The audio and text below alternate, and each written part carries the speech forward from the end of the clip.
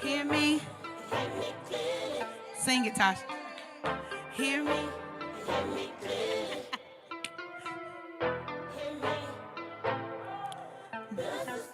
Good evening, sisters.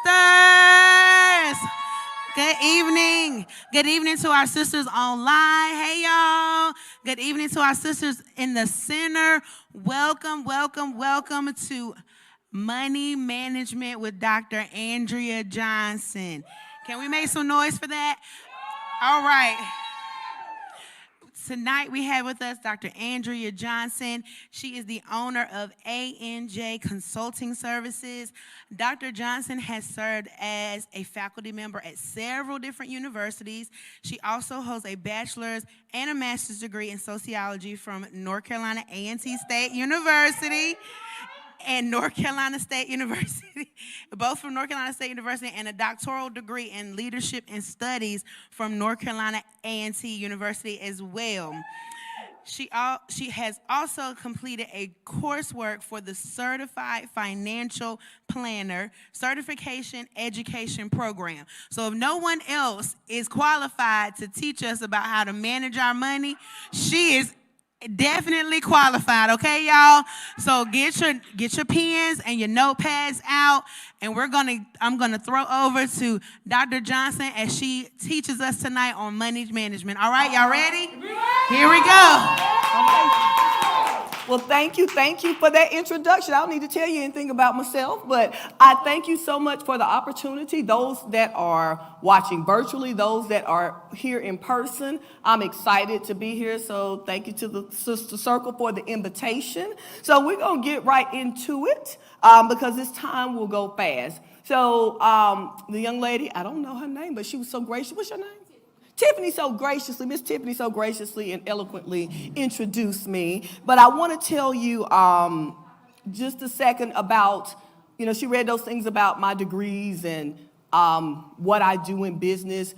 But my why is because anybody here or virtually ever knew you needed help but didn't know what question to ask, but you just knew you needed some kind of help.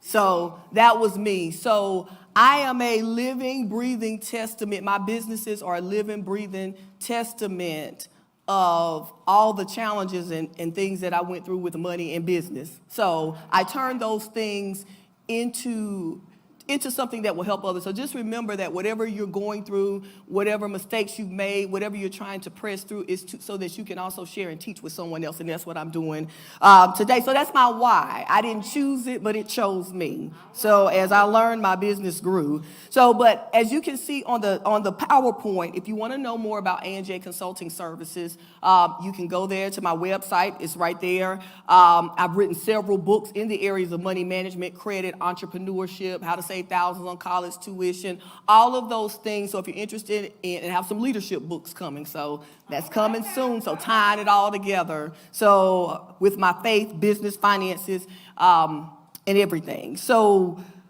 what we're going to do, I'm looking at the clock here, but let's go ahead and we're going to go to the next slide. But again, check out my nonprofit Bridge as well. We give thousands of dollars in scholarships to Thomasville High School students. I'm a native of the big city of Thomasville, and but Bridge is all about economic empowerment. So it's the sister organization, the 501c3 to ANJ Consulting Services. So we provide training, partnerships, and things like that. So, but that's my why. The most important thing is to understand that no matter how bad your situation is, it can get better. So it doesn't matter where you are financially tonight. So if we look at the next slide, let's talk about changing your mindset around money, okay?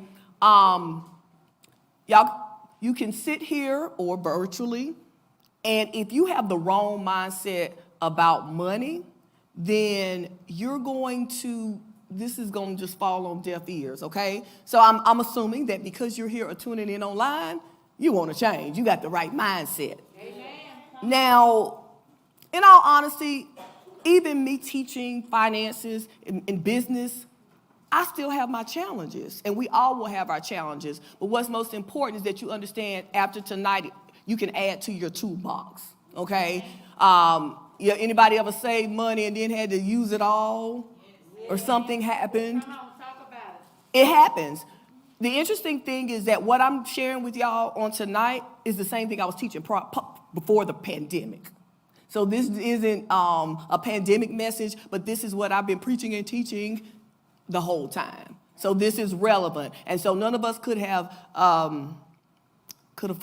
foreshadowed or foresaw what was going to happen 2 years ago and what's still happening now. But it doesn't matter because the principles don't change, okay?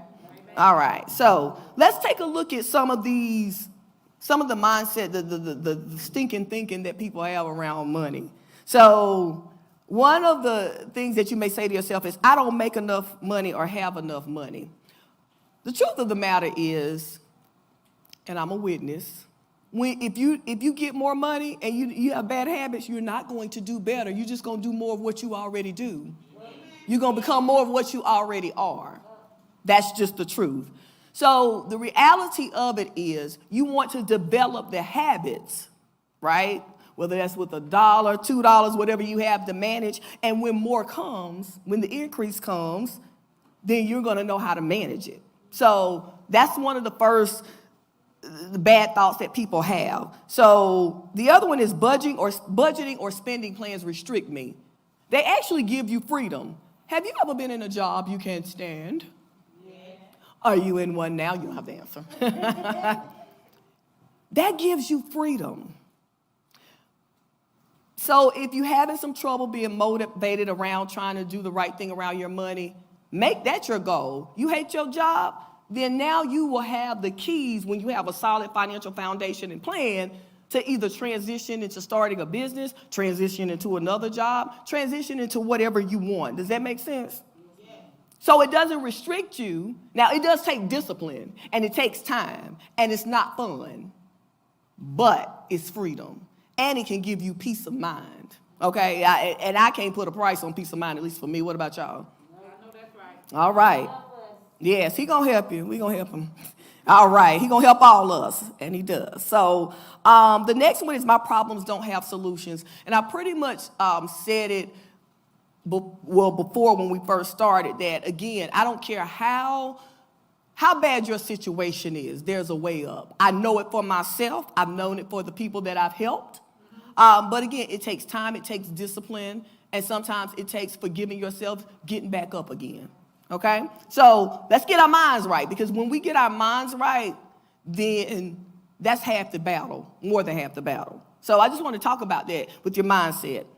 Now, the next slide talks about how much do you need. Now, before we go into this slide about how do you even start budgeting, I want to share this with you all as well. So let's talk about goals. That's not on, I don't have a slide for that, but just thinking about that. That's really before, you change your mindset, work on your mindset, but then you want to think about what are your goals. I'm going to be honest.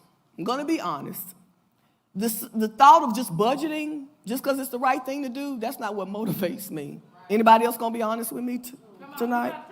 Yes. But I have goals. I have desires. I have things that I want to continue to expand on that I've started. And to be honest, I don't care how saved you are, it takes money. Come on, talk about it. It takes money. It takes financial resources. And so I want you all to think about what you want your goals to be, but don't just think about them. Put them up somewhere where you will see them, okay? That's going to be your motivating force. Any entrepreneurs in here? Entrepreneurs in the house, we know it's a journey. It's not a journey for the weak. It's not. Aspiring entrepreneurs, all right? And online, give a shout out to those online. Virtual, who are entrepreneurs or who are aspiring entrepreneurs, it takes money. And guess what? When we start our businesses, most of the time, whose money do you think that we started with? Ours. So here's another thing. If you don't invest anything in yourself, nobody else will want to. Come on, talk about it. And I'll leave that alone. But that's the truth. So, and I'll just take a moment to say that being a business owner, and if you're a business owner, you already know this, again, a lot of us, we give. I give a lot. But then again, our services cost money, right? Come on. So sometimes people, kind of forget that, but we invest in ourselves. So again, that's a return on our investment, because I've invested thousands of dollars in myself. And now you see the fruits of it through the books, and then education and knowledge. So knowledge goes beyond your formal education, okay? That's another reason you need some money, because you need to be investing in your mind. You should become a student of whatever it is that you want to do. So she said, They hit hard. All right. But anyway, so again, it goes back to your goals. What's driving you? Okay? What do you want to do? Who do you want to help? Don't let people believe you drive, but I don't have time to talk about that. But again, what do you want to do? Okay, so put that somewhere where you can see it. And again, remember, this is not just for you to pay your bills, to give to your house of worship, to give to your ministries and charities that you love, but you're sowing a seed into yourself. Some of us are eating our seed. I used to eat up my seed all the time. When I say eat up my seed, if I had some extra money, anybody love to eat? Past what we need? Yeah, I used to eat up all my money. So any extra money I had, she said still, that's all right, be honest. We just all have to be honest where we are. Yes, and don't get me wrong, you can enjoy life, but you got to have a plan. So again, I'm just throwing this out here before we get into the steps. Don't eat your seed. You want to eat some of it and enjoy it, but you shouldn't be eating all of it. And so what I mean is, I'm the person that always pay her bills, but then I didn't have anything extra. If I did, it burned a hole in my pocket, so I didn't know what to do with it. And I was looking for somebody like me years ago, but I couldn't find her, so guess what I did? I wasted it. That's what I did. So, again, just want to motivate you on this evening. So make sure you go and create your goal sheet, put it on your refrigerator, in your bedroom, in your phone, what have you. All right. So enough about the mindset, but please, beyond tonight, continue to read and to grow, okay, to feed yourself.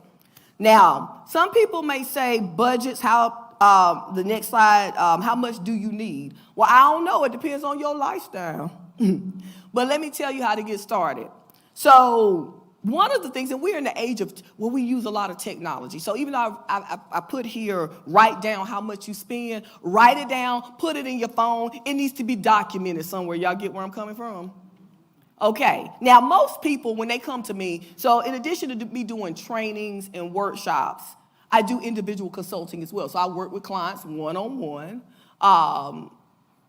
to get them on track. Some come because they need to get a business loan and their credit's messed up, but I need to get them straight with their finances first. Some come because they want to buy a house. Some just say, I just need help in general. But whatever the reason, these are the steps that I start out with, again. And most of us know that we're overspending, right? You might not know the number, but most of the time when people come to me, they'll say, yeah, I already know I'm in the red. They might not know how much. I hear you laughing. That's just real. For years, I didn't know if somebody would have said, I want to write you a check for your groceries for the next 6 months. How much would that be? I wouldn't have known. I was just buying groceries and eating out. And wasn't cooking the groceries, really. Uh-oh. I don't know y'all, some of y'all in here, so we didn't talk before, did we? And online, virtually out there. I really didn't. And then I started to do budgets and still didn't follow them. Anybody ever been there? Yeah. Yes. And then when an emergency came, y'all know what happened? I didn't have the money. Then you know what happened next? Well, then I had some credit cards and things. Then I couldn't pay them on time. Well, I could pay something, but not what I was supposed to anymore.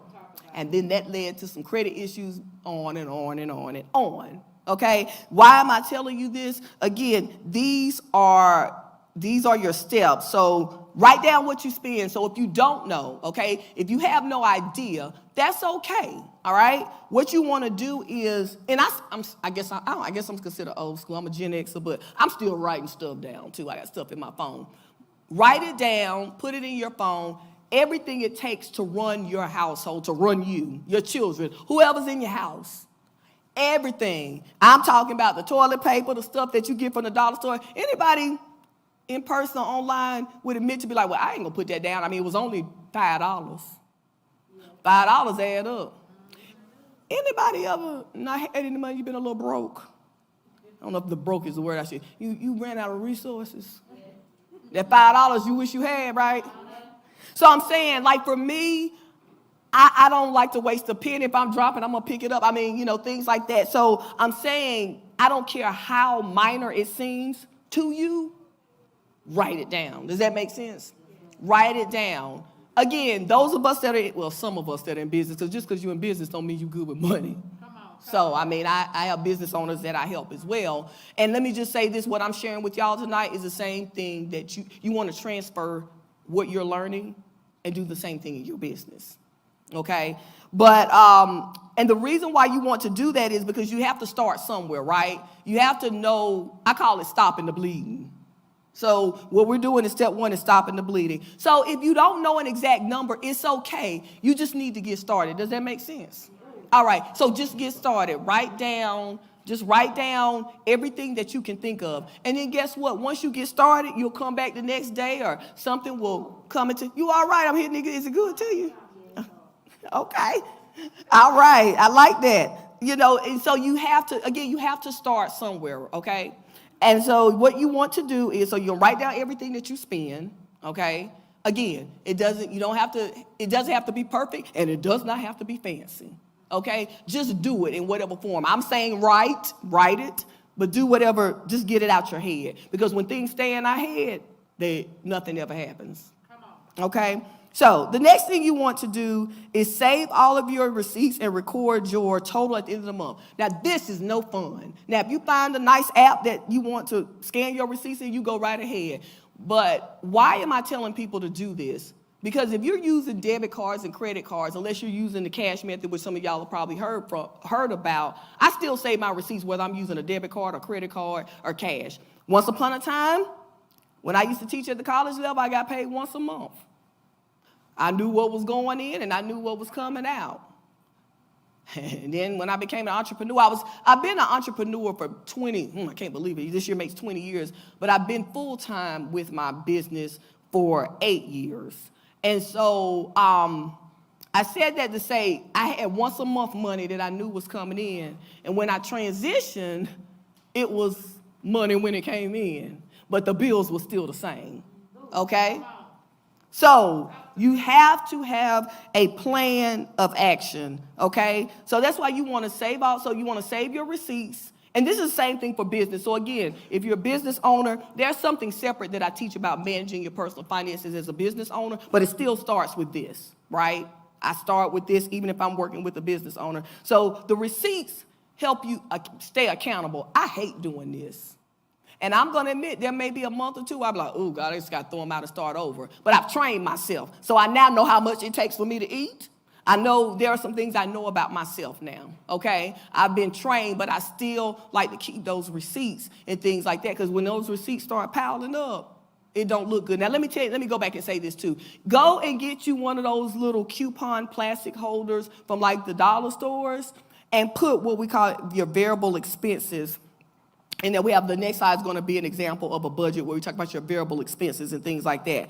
But it's your variable expenses that you want to save your receipts for. And anybody know why? I'm kind of interactive. I know we got questions, shortly, but anybody know why? Okay, variable. Yes, they change. So examples of variable expenses, well, we talked about food.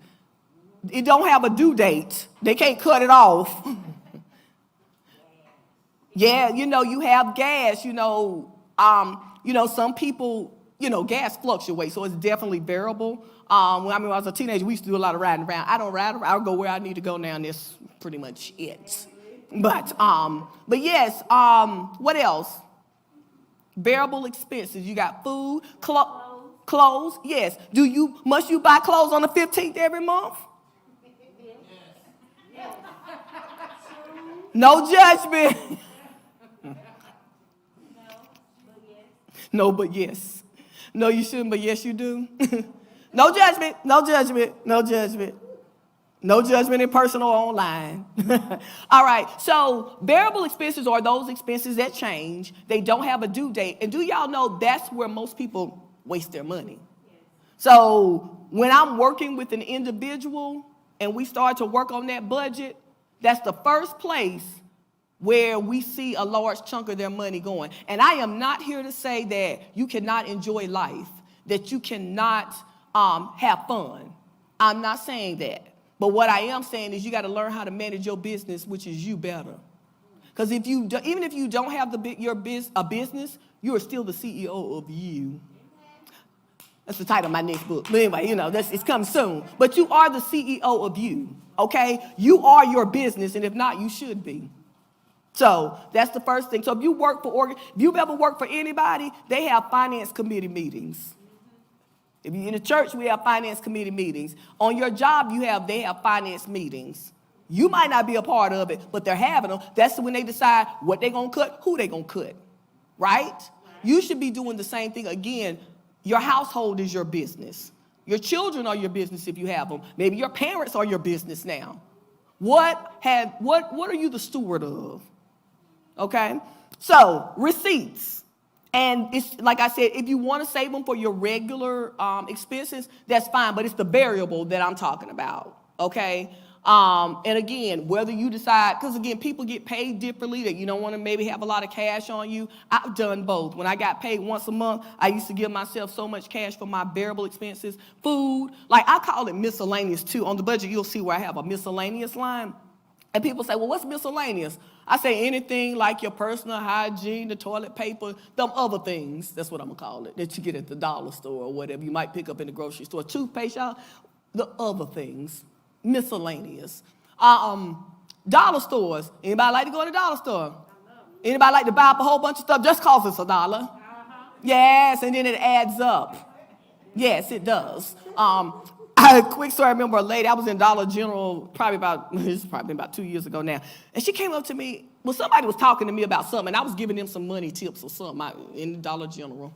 I mind my business in the stores, but sometimes people want to ask me questions, so I answer. And this lady came up to me, and she said, Tresemme is on sale. You need to go over to Harris Teeter. I was like, I don't use Tresemme, and I don't need it. But it was like, well, we have these coupons. And again, if you coupon, wonderful. But are you wasting? See, that's the thing. If you are having some money challenges and you spend up a whole lot of money in the Dollar Trees and different things just because it's $1, I'm not saying you shouldn't buy stuff, but is it worth it? You throwing away your seed?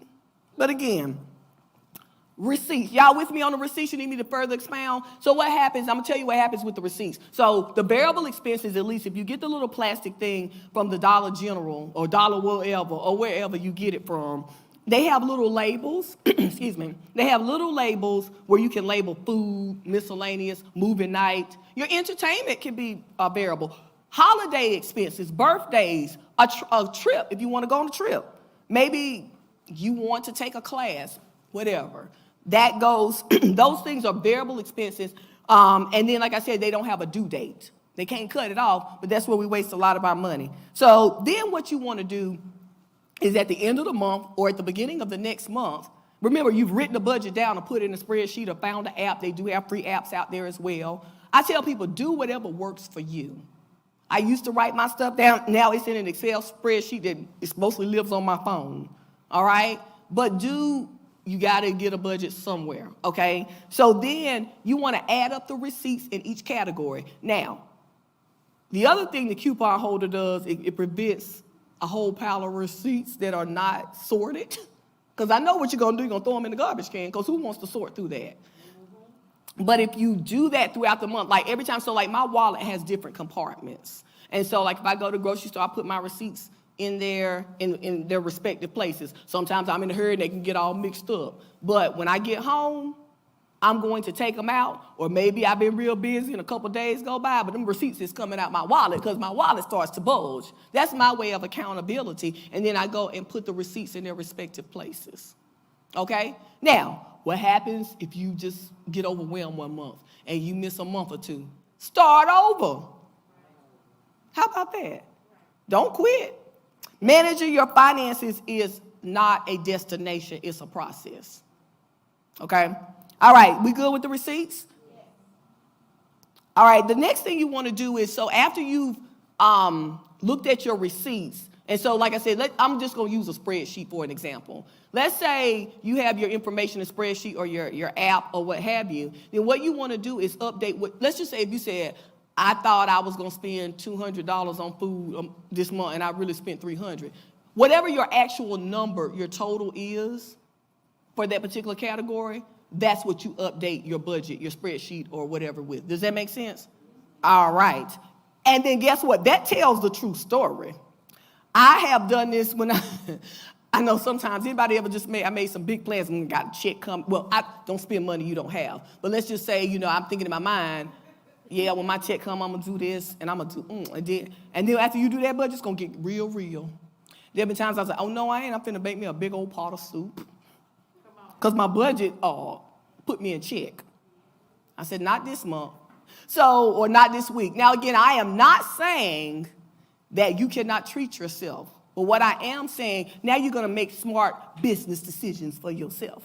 Because you're a CEO and you have goals and you have dreams. You have to tell yourself this throughout the process, because this is not fun at times, but I know the power in it myself. Okay? And then even though I'll say a few moments, I'll talk a little bit about credit. That's another workshop. If you don't get this right, you shouldn't be hyped about, I gotta get my credit straight. Because this is the key. There are a few tricks out there, but this is the foundation. Credit and your budgeting is married, I promise you. But anyway, make that your motivation. Once you've updated your budget with what you've actually spent, then look at it, and like I said, by then it's gonna be real for you. I'm like, I ain't really need that. Especially when you have goals. Remember, you've written out your goals now, so it's like, I could have took this and did this. You see what I'm saying? You see it in front of you. See, and I'm gonna say ignorant in the most respectful manner. Ignorance is bliss, because when you don't see it, I'm not aware of it. But when you see it, it's a different deal. It makes a difference. So, you enjoying it? Y'all enjoying it virtually? I know I can't hear y'all, but hope y'all are. They said they're enjoying it here. Good. So, the other thing, and this is getting to the title, which is how much do you need? This is how you get to how much you need. Does that make sense? I want to make sure I haven't lost you here, but this is where we get to how much do you really need? I'm going to tell y'all something. Everybody's needs are different. Everybody's income is different. Everybody's situation is different. So let me tell y'all what I'm not going to do. If you eat Bennies and Weenies and you say you got out of debt and did some great things by eating them every day, then good for you, because I'm not called. That's not my ministry. I don't think I'm too good to eat Bennies and Weenies, but I don't like them anymore, and they don't like me. And so don't do what anybody else does. Do what's best for you. I see and I applaud those people that say they extreme coupon. I use coupons when Food Line sent them to me. I buy the same stuff over and over again. But you are unique, okay? Don't starve yourself. You need to eat. And I'm gonna tell you another thing while you're saving your receipts and doing these things, you want to reward yourself and enjoy yourself within reason. You might not be able to take yourself on a fancy trip, but I say anything that I buy, that I eat, and I'm just using food as an example, is a treat because I didn't have to cook it. That was a luxury. Let's just put it like this. Let me back up and say it. Anything, not that I had to cook, but that was in my cabinet I chose not to eat, or in my refrigerator, but I chose to go somewhere to buy some food, that's a luxury. It's a luxury. So you see what I mean, changing your mindset. So maybe your celebration is, instead of me going and maybe sitting down or whatever and somewhere you have to leave a tip, maybe you have to work your way up to it, okay? Maybe you go and buy yourself a pizza or something, or maybe you recreate a meal, one of your favorite meals. But this is not bondage, okay? It shouldn't be bondage. So I just want to make sure. When I do workshops, I always have somebody that'll tell me later, that lady said, we can't spend our money on nothing. That ain't what I said. But anyway, y'all get where I'm coming from? All right, so now that we plugged our numbers in from our receipts, truth time. Where will you adjust? She said, geez, the truth staring you right in your face, and it'll set you free if you let it. That's really it. If you let it. Yeah, and we're going to pray he gonna help you with what you've been given, how to implement this. So you make a decision. Like with my clients, I don't create my clients' budgets. I'll take them through these steps. They work on the budget, send it to me. Okay? Now what you want to do? That's what I asked them. Some of them are supporting adult children. I ain't talking about just got out of college children. Some of the children almost senior citizens, and they still supporting. Nothing wrong with them. No judgment here. I'm just saying. But when they see that right there, they're like, oh, no.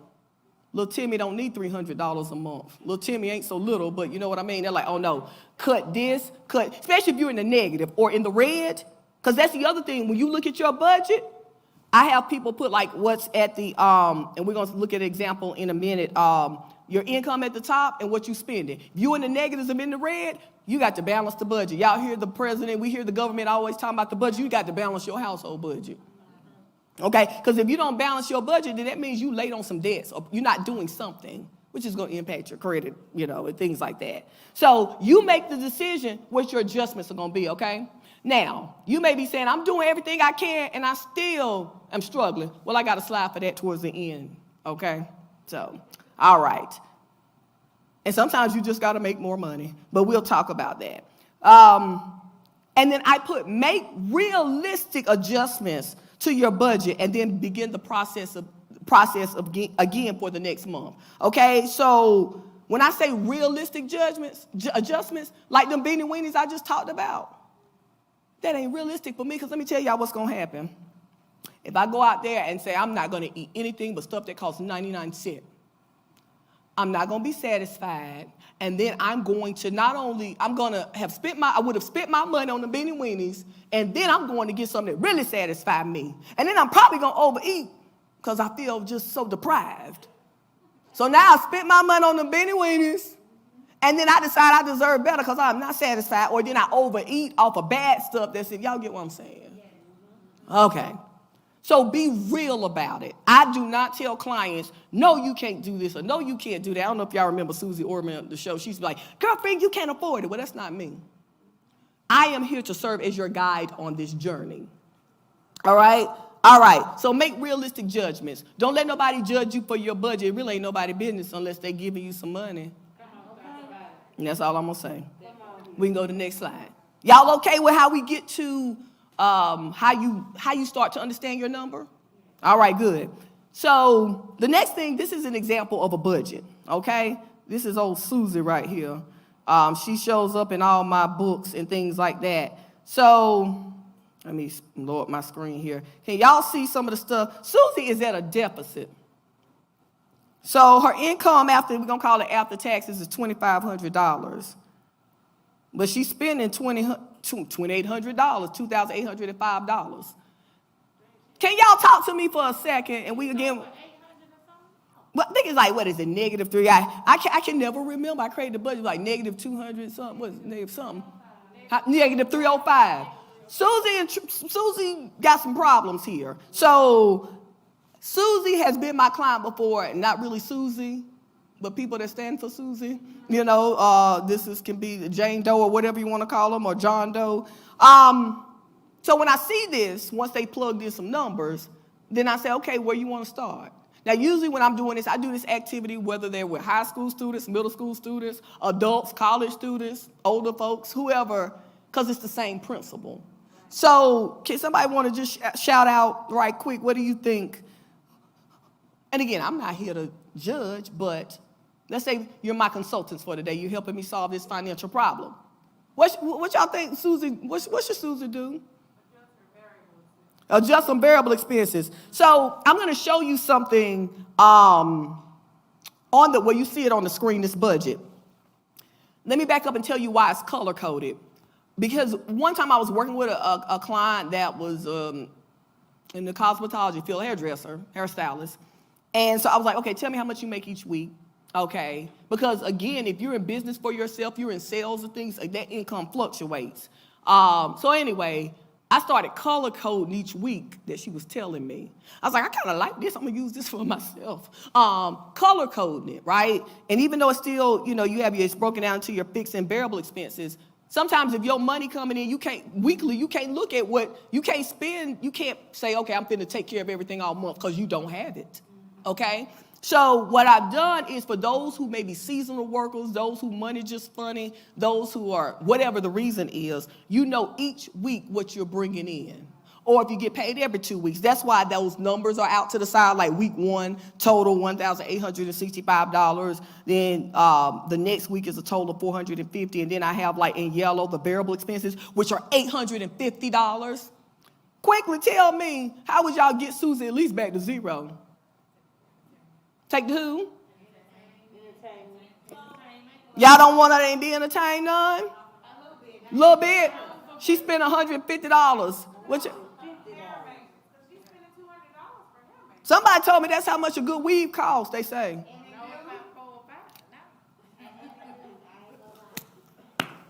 Well, we want, okay, and I'm going to say this too, ladies. And if there any, well, it's a gentleman in the back, but, so here's the deal. I do not want y'all going around looking toe up because, let me,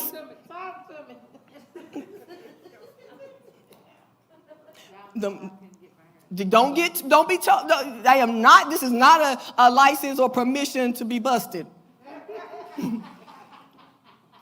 Okay, let me just say that.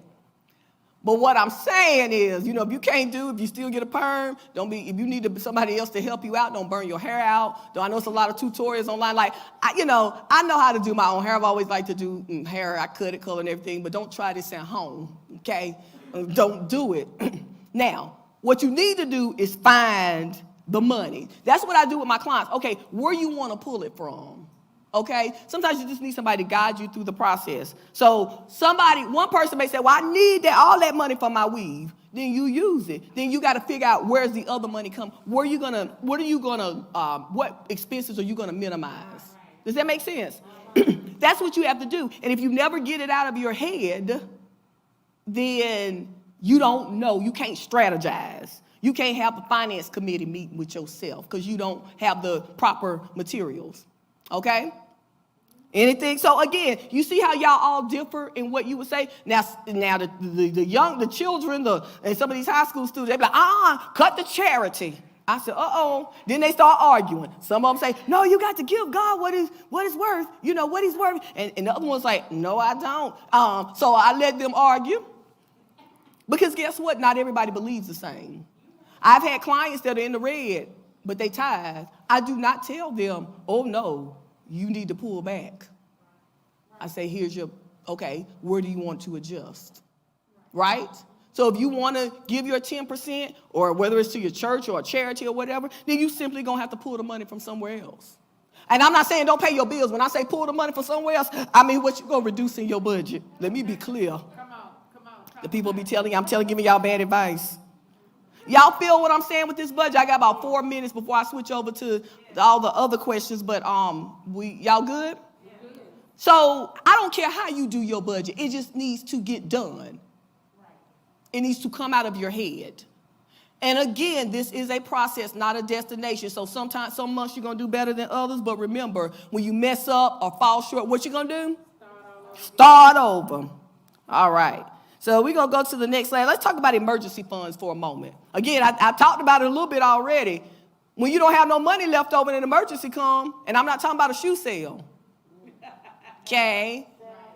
What's an example of an emergency? You need your car. I still drive a 2004 Ford Explorer that I got in 2005, and she is pretty when she clean. The people, every now and then they're like, you still driving that? Yeah, because it's not raggedy. You can't even hear still driving that. Yeah, because... Now, that was a very bad decision I made back in 2005 because I had just paid off a Honda Civic, but I wanted something bigger. Tell me why it was just me. But I didn't know what to do with the rest of my money. And I said, God, have mercy on me, because guess what? That vehicle has not really, knock on wood, it rarely gives me any issue. I think I just replaced the alternator for a couple $100 a couple years ago. The maintenance, the tires, the things like that, the oil change, those kinds of things. So my very bad decision, God really blessed me, but I didn't need it. But I wanted something with third row seats. Come on, talk about it. I got it now, and I was able to do a lot with it, and I'm still driving it. When am I going to get another vehicle? Well, when I need to, and I don't need to. People say, you might want, I don't even know how much car payments are. Last time I had one, I think it might have been about $400. Again, I paid my truck off in 2008. So I am not in the car payment business right now. But like I'm working with a client that she needs to get another car. And let me say this, y'all. Don't compromise your safety for anybody. You need to have reliable transportation, okay? So I'm just giving that as an example. Because my mindset has changed, I didn't rush out now and get another vehicle. Because that car payment that I would get on a vehicle that I don't need, I could take that car payment money and invest it in me, my business, not my belly, but my business, okay? Leverage that for what I need or for emergencies. Does that make sense? I had a shift in my mind. And so, yes, and I love SUVs, and there's some things out there I like, but that's all I'm going to do is dream about them. So, anyway, that's that. So, emergency funds, and again, this is why you don't want to eat up your seed or waste your seed. You need to put back for emergencies and challenges, okay? Because they're going to come. So an emergency fund refers to the amount of money you should have set aside in the event you lose your job. Some experts say you should have 3 to 6 months of an emergency fund. And these are for your necessary expenses, or what they would call non-discretionary funds, those funds where you have to pay them. You need to pay those funds, right? You can't just use it at your discretion. So, for example, in the last example where Susie, how much of an emergency fund would Susie need? And her expenses were like $2,800, so you multiply that times 3 or by 6. Do not freak out that is several thousands of dollars. What I want you all to get from this is to start somewhere, whether that's $1 or $5 or $100. Remember I said earlier, just because you get more money don't mean you're going to change your behavior. You're going to become more of what you already are. So what's most important here is that you get into the habit. Habit.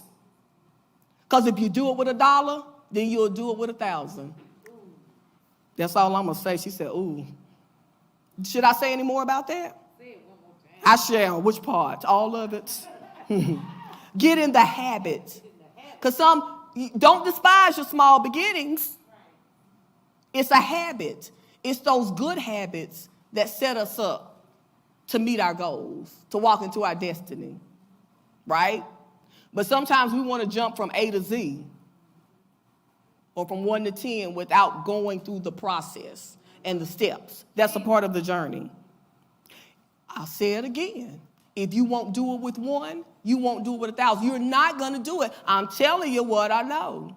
You're going to spend more. I don't have time to tell you all the stories that the Lord has really just seen me through because I jumped too far ahead. And I'll say this, do not spend money that you don't have. Tax time is here. Anybody know anybody that's saying, I ain't going to say if it's you or not because I don't know. Anybody, when I get my taxes, I'm going to do this, or I'm going to give you this. Or you start buying stuff or putting it on credit, doing whatever, and then something happened with the money. Anybody ever had that happen? Me personally, as a business owner. I'm out on the floor. You out on the floor? She done passed out up here. Get her cloth. When people tell me they're going to do business with me, I say, thank you, Jesus. But guess what? It don't exist until the check clear, PayPal, Cash App, Venmo, Zelle, or I got the check and it cleared. And sometimes the transaction never happens. But my bills are still here. You got to have a plan. All right, I just got 2 more slides and we're going to switch to questions because I know our time. I would just want to say this quickly with managing your credit and your debt. These are some tips on certain things, and people didn't understand the terms and agreements. So some people say, yeah, you got to pay your rent for 6 months, and now you owe all of it. Where some say, no, just pick up in 6 months. Understand your terms and your conditions. Call credit card companies that have interest rates reduced. They may tell you no, but you ain't lost nothing. Pay minimum payment if needed. You hear people say, don't be paying a minimum on your credit cards. That's more interest. Well, you rather pay the minimum when you don't have a little bit of money than be late because that stays on your credit report for 7 years. That's all I'm saying. It's a season. If you get into a season where your money is funny, at least pay the minimum. It won't last forever if you put this into place, what I'm sharing with you. Beware of debt settlement companies. I don't have time to go into that, but I'll just say this. These are people you pay they say they'll settle your debt for you for a small fraction that actually hurts your credit, and your creditors do not have to agree to deal with them. So while you could have saved that money you was eating up and everything and made some payment arrangements. That's all I'm going to say about that. I have some free webinars and things on my website that you can check out where I talk about these things. Like I said, I got books and all kinds of tools. Beware of credit repair scams. People telling you that give you a CPN number, a new Social Security number, that is fraud. Your employer identification number should only be used for your business and not for you to buy new stuff for yourself. That is also called fraud. Y'all got me? I know I'm talking fast now. Call your student loan lenders to make sure you on track. I know we've been in deferment for a long time, but you don't want your credit to be ruined because you don't know your terms and your conditions and when your payment's going to start back. And have a plan for extra income. So I'm going to go to the next slide quickly. I'm going to just say this real quickly. Check your credit report. Here are some links here. You can go to annual credit report, annualcreditreport.com. They give you a credit report once. It's free. Well, now they're making it free. It used to be like once every 12 months, and then they wouldn't let you access it. Because of the pandemic, it's been free.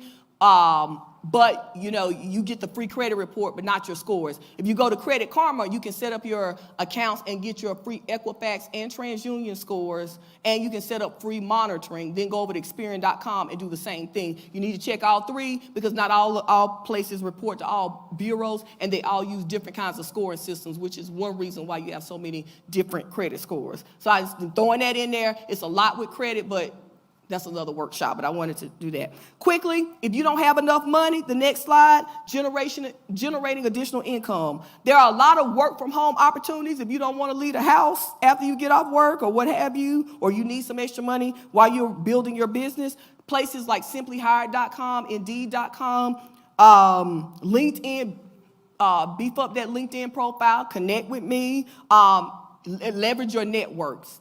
It's all about relationships. If you need help, then you get someone that can help you, like your small business centers. I know the Sister Circle has business classes. I'm a financial and business consultant. If you know you need accountability, then get you some help. Don't lie to yourself, just be real. Beware of scammers, I already said it. Protect your finances, because if you go through getting your finances together, you don't protect them, then that's problematic. So I'm just going to run through a list of these. I do not sell them, but when I'm working with my clients, I make sure that they get, if they need to talk to some of my colleagues, we get the fees for these things so that when they do have the money, that they can properly cover themselves. So some of these things are liability insurance, especially if you work for yourself. Make sure you understand the proper business entity to cover yourself. Disability insurance, if you're working for yourself or if your company offers it, if it's short-term or long-term. Life insurance, especially if you have somebody dependent on your income. Estate planning, you don't have to be rich to have an estate plan, okay? That means who don't you want your children to go to? What you want grandma's necklaces to go, where you want them to go, et cetera, et cetera. So those are the things you do once you got your plan in place, and you got to protect it, all right? So what's next? Create a budget. The next slide, what's next? Create a budget and a plan to reduce your spending. Review those credit reports for errors and to see what's on there. And again, it starts with paying your bills, but you need to check out your credit reports. Contact your creditors and make payment arrangements. Ignoring them ain't gonna make things better. Research the costs that are associated with protecting your finances, which I listed those things. Create and follow a schedule for managing your finances. If you don't make time for it, it's not gonna happen. Set a date with yourself. Put it on your calendars and get help if you need it. And then the last slide, if you have any questions, that's my email address, my phone number. Give me a call. Check out my website. Follow me on social media. I'm on Twitter, Facebook, Instagram. And I'm just going to say thank you for your time. I'm going to stop. I know I'm a little bit over for the questions, but that is my presentation. So. Well, that was good.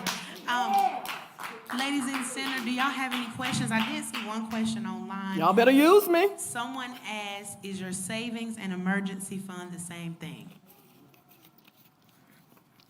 I'm going to say it could be, but they're two different terms. So emergency funds and savings, your savings can be used for your emergency fund. So you may have I'm going to talk about pots of money. So let's say you're just saving your money. You could use that savings, some for emergency, it could be used for several different things. So it doesn't have to be all or nothing. Some of y'all might be like all or nothing people that I want to focus on this first. My emergencies built up to an emergency fund built up to a certain amount, then move to this, then move to that. If that's how you flow, then do you. But if you're okay with doing a little bit, because let's say you might have $300 left over a month. I'm just using that randomly. You may say you want to take a portion of that, $100 for emergencies, $100 to put towards retirement, $100 to put towards emergency. It's your personality as well. How y'all feel about that answer? But savings, because you're saving for something. And, emergencies, house, whatever. But it doesn't have to be all or nothing. But if that's how you flow, then so be it. Another question we had, how long does bad debt stay on your credit report? Depends on what kind of debt it is. Credit card debt, private student loans, which are treated, that are not with the government, that are treated like credit cards, they stay on 7 years from the date it was first reported. However, there are some things like liens and bankruptcies and things that'll stay on 10 years. Oh, let me say this. And federal loans can stay on a lifetime. So those credit repair people that say we can get your student loans removed. Well, again, there are two sets of rules depending on what kind of loan you have. And again, I just say if it's a private lender, then that 7-year rule applies. But if it's the feds, it can stay on forever. So if it happened to drop off because they did some hocus pocus, believe it's coming back on. Oh, and even if it doesn't come up on your credit report, it's in a database where all your stuff is with the feds. So it could pop up back up at any time. So forever, 7 years, or 10. That's all. We got 6 minutes, I think. I lost track of time, 5 now. Now, you said something on one of those slides. You said, how do you freeze? Oh, yeah, freezing your credit. So, yes, a credit freeze is different from a lock. A credit freeze, so a freeze, let me just put it like this, is protected, I'm going to say they have consumer protection, federal regulations around it. So I go for the freeze. When you put a credit freeze on, nobody, including yourself, can apply for credit. When you freeze your credit, you have a PIN number that you can use to lift it temporarily if you're giving somebody permission to pull your credit because you want them to run your credit for something. And so you would go to each of the bureaus they don't make it easy to find. So you could either go inside of each, like on Credit Karma, if you go, I don't think it's a place at the bottom. It might be in little print. But what I just tell people to do, or if I hate to say Google because you could end up in dangerous places. I know where I'm going on Google, but everybody don't. But, with inside each of the bureaus, the little search thing, type credit freeze and it'll bring it up. And then that's all you do, and then hold on to your PIN if you need to lift it. So that prevents somebody from using your credit without your permission. Yeah, that's what I'm just thinking, like, who would be running it? But, that's just me just thinking. Huh? People steal your credit in a heartbeat. And your medical history, too. So that's why y'all need to make sure, if you have not checked your credit, at least sign up. Like I said, I don't really use annual credit report anymore because with Credit Karma, like I said, right now, they let you access to it ongoing. But like I said, Credit Karma and Equifax Equifax and Experian, when you do Credit Karma, let me say this, Credit Karma is only going to give you Equifax and TransUnion. That's why you have to go over to Experian. And so because there could be something sitting on your Experian that's not on the other two, or vice versa. The scores are going to be different for different reasons. It's the whole scoring system and some other things, but the information should be correct. Your credit is like a report card. Yeah, people steal all kind of, So that's a way to prevent it in this day and age. Because it's locked if they try. It's frozen. So there was a question, is it good to save money not in a bank? Well, them banks be investing our monies at nighttime, but I still put my money in the bank. But yeah, I ain't putting it in a mattress because you get robbed and it's gone. I know y'all want more.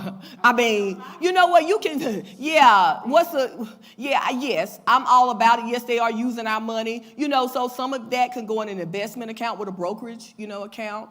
Some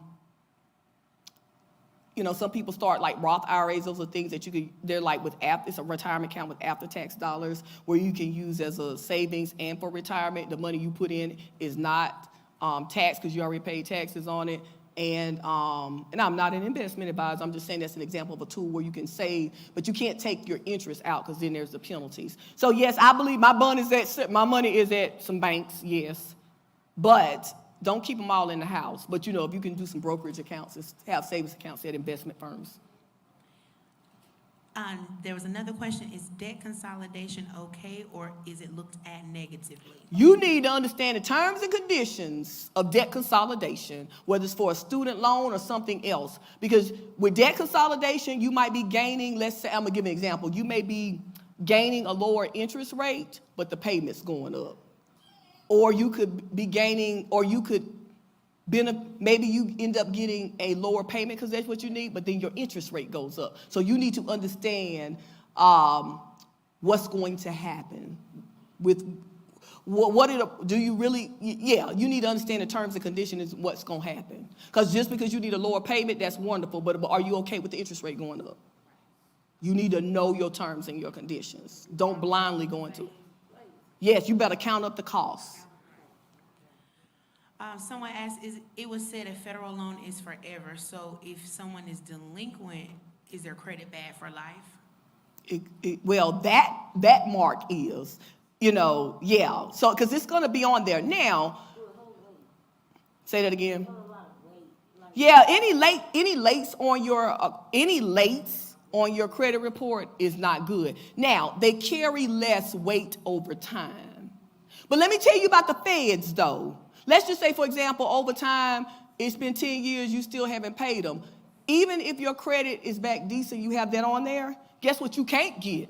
A government loan or resources or contracts or, remember that money that was floating around here for business owners because they asked on the applications, do you owe the federal government for any loans, student loans, things like that? So you might shoot yourself in the foot as a business owner because the government is not going to give you anything else if you owe them. And they could garnish your wages. They will garnish your wages. They will find you. They probably listening right now. Yes. So even though it might pop off your credit, you're going to get God in some other ways. That is so not grammatically correct. But they're going to get you. Yes, ma'am.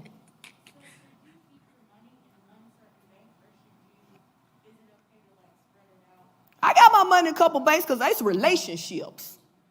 So I like the people.